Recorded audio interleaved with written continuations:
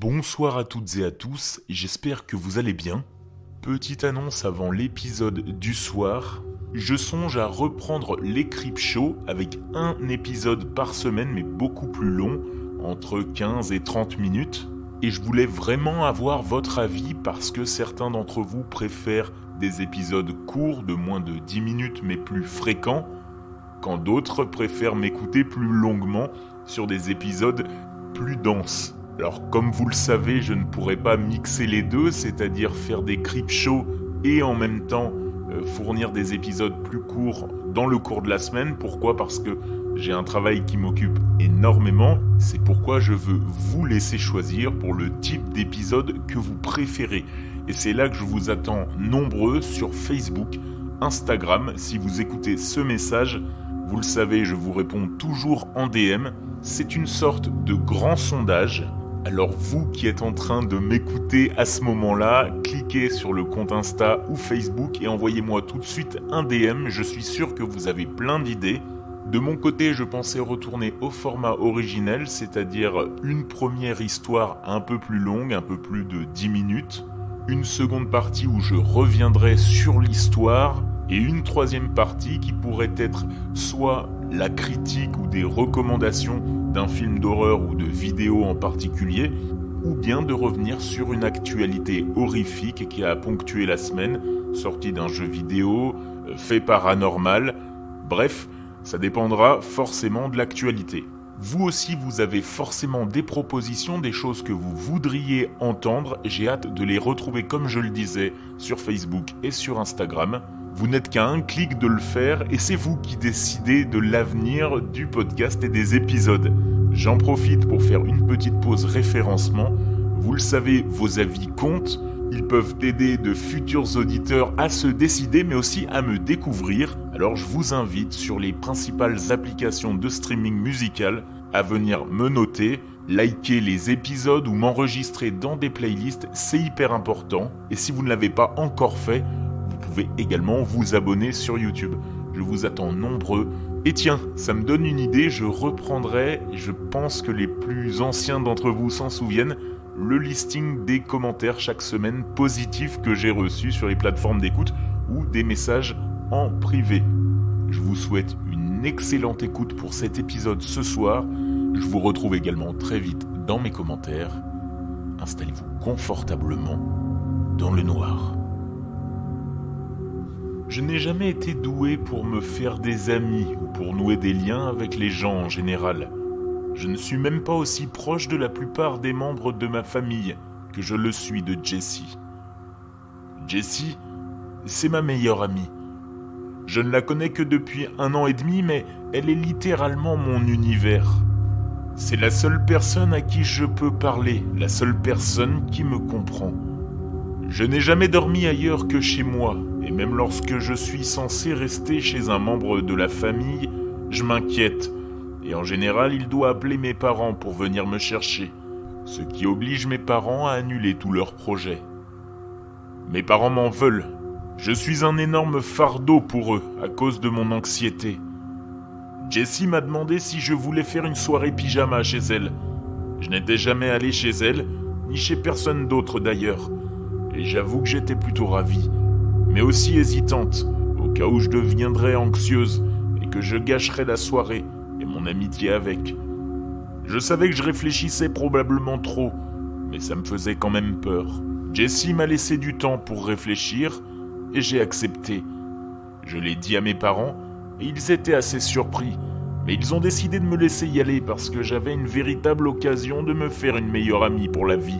La voiture s'est arrêtée dans une grande allée, reliée à une maison encore plus grande. Elle était énorme, de la taille d'un manoir.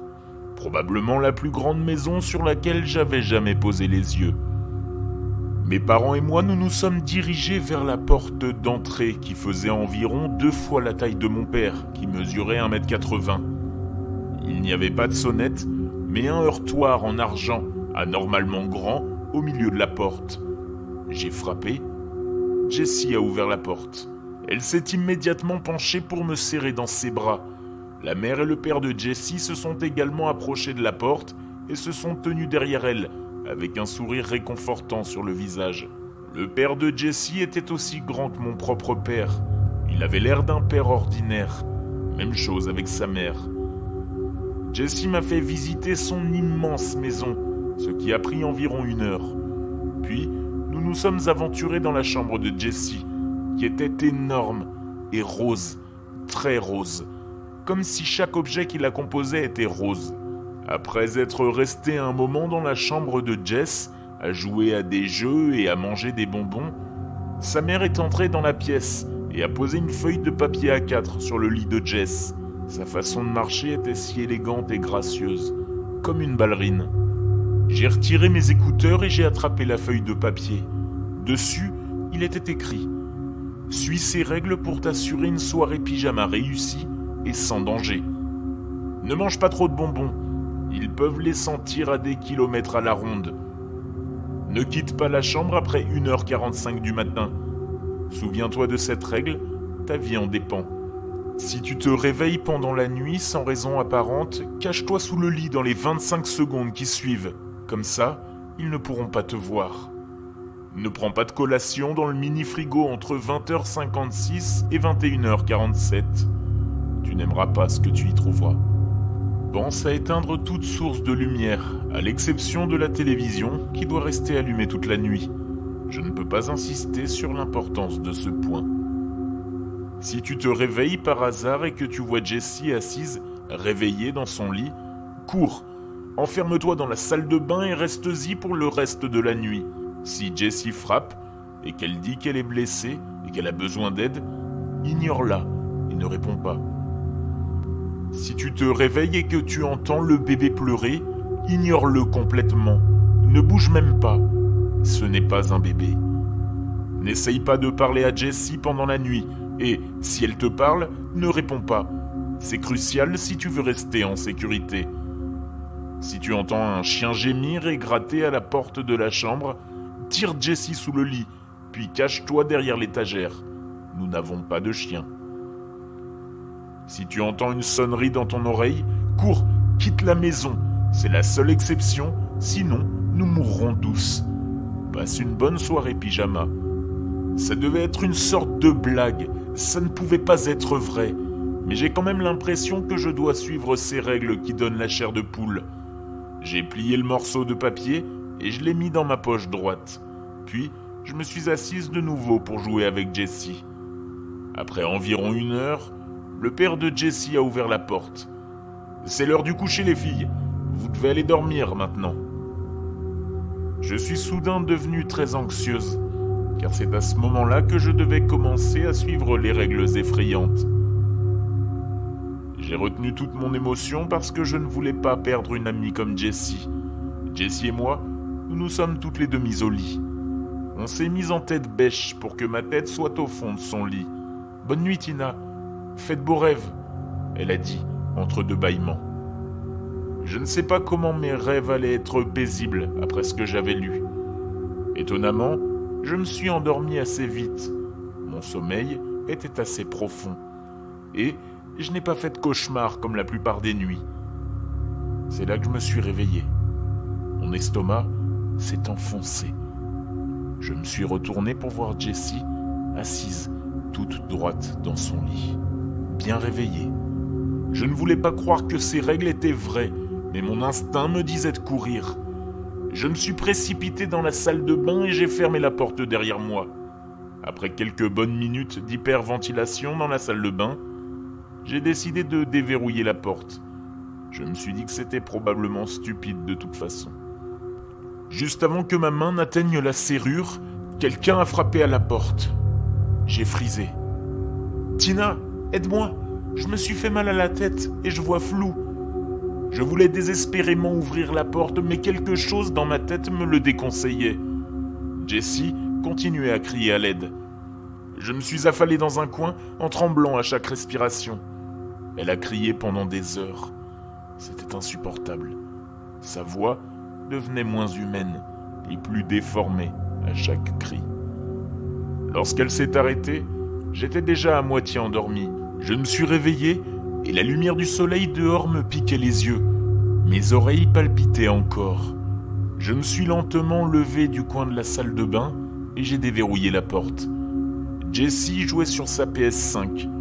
Tout était totalement normal. « Hé, Tina !» elle a dit, avec son ton jovial habituel. « Je pense que ton père et ta mère sont déjà dehors à t'attendre dans leur voiture. » Je ne parvenais plus à parler. Partout dans mon corps, j'avais mal. J'ai ramassé mes affaires et j'ai commencé à descendre les escaliers. Les parents de Jess attendaient en bas de l'escalier pour m'accueillir. « Tes parents t'attendent dehors, Tina », a dit sa mère avec un sourire. Comment ont-ils pu arriver si vite ? Il n'était que 9h moins le quart du matin. Je pouvais voir la porte ouverte et la voiture de mes parents dehors. J'étais tellement soulagé, j'allais enfin quitter cet enfer. Le père de Jess m'a montré la sortie et j'ai sauté dans la voiture de mes parents. Je ne peux pas expliquer à quel point j'étais soulagé de revoir leur visage souriant. Jessie et sa famille m'ont salué alors que je partais. « Comment s'est passée la soirée pyjama, ma puce ?» a demandé mon père. J'étais sur le point de répondre quand j'ai reçu une notification sur mon téléphone. C'était un message de ma mère et il disait « Hé Tina, je t'envoyais juste un message pour te demander à quelle heure tu voulais que ton père et moi viennent te chercher chez Jess. » J'ai regardé ma mère, qui conduisait, et ensuite vers mon père, qui me souriait étrangement. Merde, j'avais oublié de laisser la télé allumée cette nuit. Je me suis senti mal à l'aise. C'est là que mon père a demandé « Tu as oublié quelque chose ?»